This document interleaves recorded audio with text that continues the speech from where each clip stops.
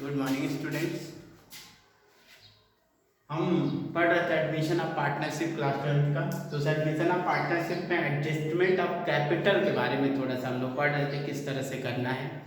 तो adjustment of capital में हम लोग ने एक क्वेश्चन किया था 75 नीम एंड कीम। तो अब ये जो क्वेश्चन है 76 नंबर क्वेश्चन है आपके सामने।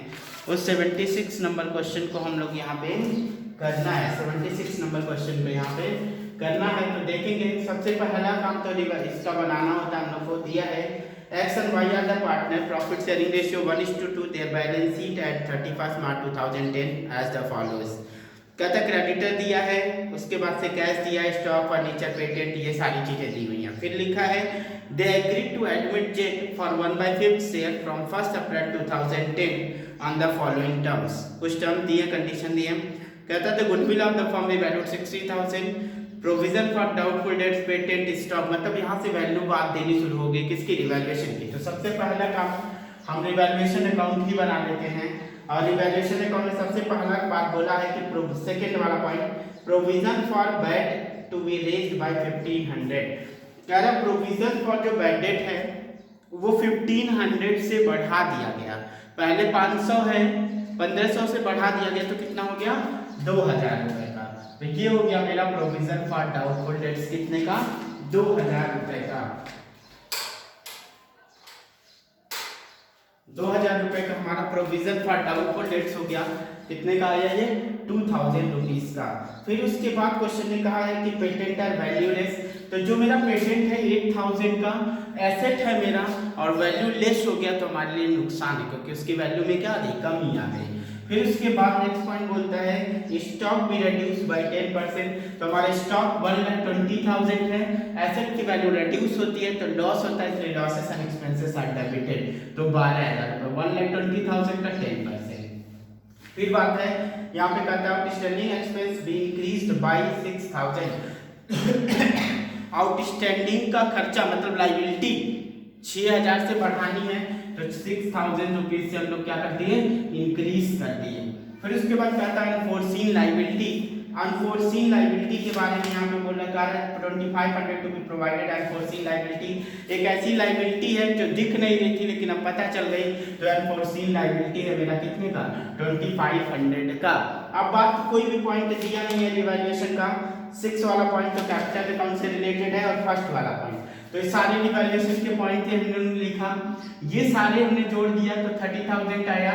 इसको हमने ओल्ड रेशियो में, किस रेशियो में बांट दिया, हमने ओल्ड रेशियो में बांट दिया 1:2 में, तो 10,000 और 20,000 ये बन गया मेरा रिवैल्यूएशन अकाउंट। फिर उसके बाद जो हमारा कैपिटल अकाउंट बनाते हैं, जितना हम लोग पहले से पढ़ते आ रहे हैं उसको तो करते जाए, फिर जब कैपिटल एडजस्टमेंट की यहाँ पे बात करेगा तो मैं उसको समझूंगा। तो सबसे पहली बात हम लोग क्या करते हैं, हम लोग देखते हैं लाइबिलिटी साइड में 3 चीजें। अगर उसका बैलेंस दे रखा है तो कॉपी कर देते हैं, ठीक है। तो उसका बैलेंस दे रखा है 1,50,000 और 3 लाख, एक्स का दिया है 1.5 लाख और वाई का दिया है 3 लाख, तो हमने कॉपी कर दिया। दूसरा देखते हैं लाइबिलिटी साइड में कि कोई रिजर्व दिया है क्या, तो किसी भी तरह का रिजर्व नहीं दिया लाइबिलिटी साइड में। फिर हम देखते हैं क्या पीएल दिया है क्या, तो अगर पीएल दिया होता है तो बांट देते हैं इधर, तो पीएल भी नहीं दिया, यानी ये लाइबिलिटी साइड का काम खत्म।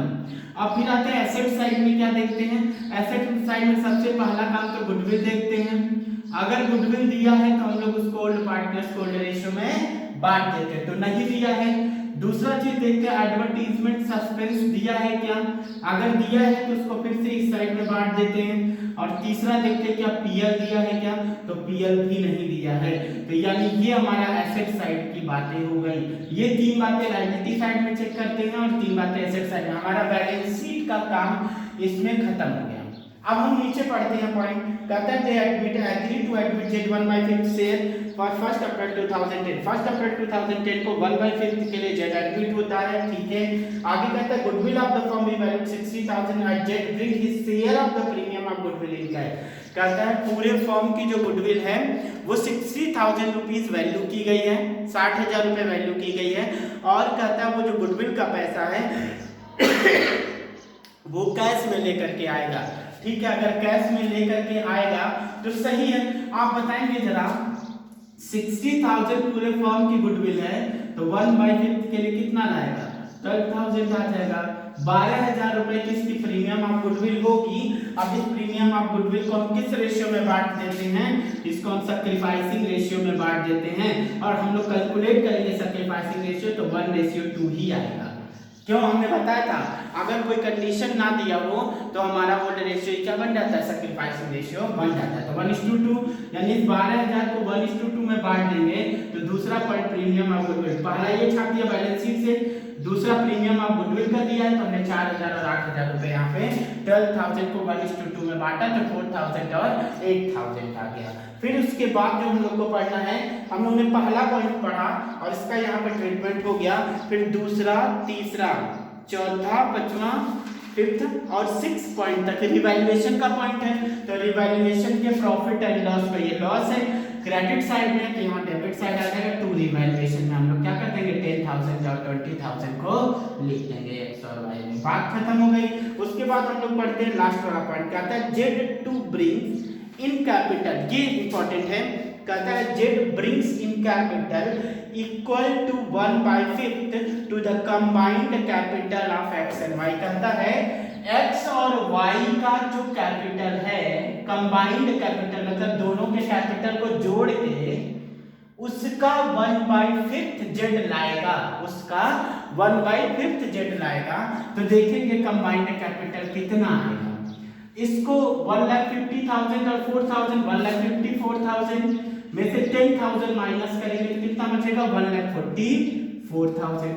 ऐसे ही 3,08,000 में 20,000 माइनस कर देंगे तो आ जाएगा 2,88,000। 2,88,000 का इन लोग के कंबाइंड कैपिटल का, तो ये दोनों का कंबाइंड कैपिटल आ गया 4,32,000। ऐड कर दिया, कंबाइंड पता चला। और कह रहा हूं कि कंबाइंड कैपिटल का 1/5 लेके आएगा तो इसका 1/5 निकाल दिया तो 86,400 वो कैश में लेकर के आएगा। तो बाई कैश कितना आएगा? 86,400। अब तो सारी कहानी खत्म, कोई पॉइंट बचा नहीं है, बस जोड़ दीजिए। इसको जोड़ा ये आया था, ये तो पता ही है, इसको जोड़ा इसको माइनस किया था ये आया, इसमें कोई बैलेंस ही नहीं है, काम खत्म। ये बन गया कैपिटल अकाउंट। यही पॉइंट था कैपिटल एडजस्टमेंट के लिए, कुछ नहीं, बहुत आसान था। फिर बैलेंस शीट बनाना है तो कैश में देखें कि हमारे पास पहले से ही कैश 20,000 अवेलेबल है। पहले से ही कैश कितना दे रखा है हमारे पास? 20,000 का कैश दिया हुआ है और वो 12,000 प्रीमियम ऑफ गुडविल लाता है, 86,000 कैपिटल का लाता है। तो टोटल इसका कैपिटल हो गया, कैश कितना हो गया बिजनेस में? 1,18,400। डेब्टर हमारे पास 40,000 का था, 500 का प्रोविजन माइनस था, 1500 से और बढ़ गया तो 2,000 का प्रोविजन हो गया। तो ये 2,000 का प्रोविजन माइनस कर दिया 38,000। हमारे पास जो स्टॉक था, जो हमारे पास स्टॉक था वो था 1,20,000, उसमें से 12,000 कम हो गया तो 1,08,000। फर्नीचर की जो वैल्यू है, जो फर्नीचर की वैल्यू कोई चेंजेस नहीं हुआ फर्नीचर में, तो फर्नीचर को हम कॉपी कर दिए। फिर प्लांट की वैल्यू की बात आई तो प्लांट की जो वैल्यू है उसमें भी कोई चेंज नहीं आया तो 270 to 500 कर दिया। लेकिन पेटेंट को क्या हुआ? पेटेंट तो वैल्यू लेस हो गया ना, उसकी वैल्यू खत्म हो गई ना, तो इसको यहाँ पे नहीं दिखाया जाएगा। फिर क्रेडिटर की बात करें 36,000 हम लोग जैसा है छाप दिया।